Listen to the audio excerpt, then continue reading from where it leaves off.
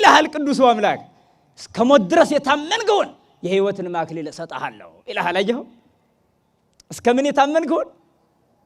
እስከ ሞት ማለት ነፍስ ከሥጋ እስክትለይ የታመንከውን። ምን ማለት? በሃይማኖትህ በቃ ሌላ ምንድንበት የመዳን አማራጭ መንገድ የለውም ብለህ እመን ማለት እኮ ነው። አውቀሃል? የመዳን አማራጭ መንገድ የለውም።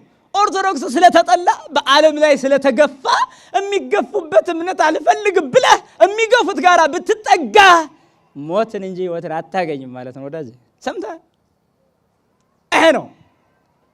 የፈራው ከገለአድ ይመለስ ይላል መጽሐፍ ቅዱስ። የፈራ ከገለአድ ይመለስ ምን ማለት ነው? ሞትን ከፈራ ከሚገሉት ጋር ሁን ነው። በቃ ይሄ ነው። ክብራችን እንደሆነ ማመን ያስፈልጋል። ቅዱሱ አምላክ እንዲህ ብሎ ነው የነገረን፣ ዓለም ይጠላችኋል። በቃ ስለዚህ በዓለም አቀፍ ጥላቻ ስር የሰደደ ነው። እንደ ሀገር አቀፍም ከዛው የተወለደ ነው።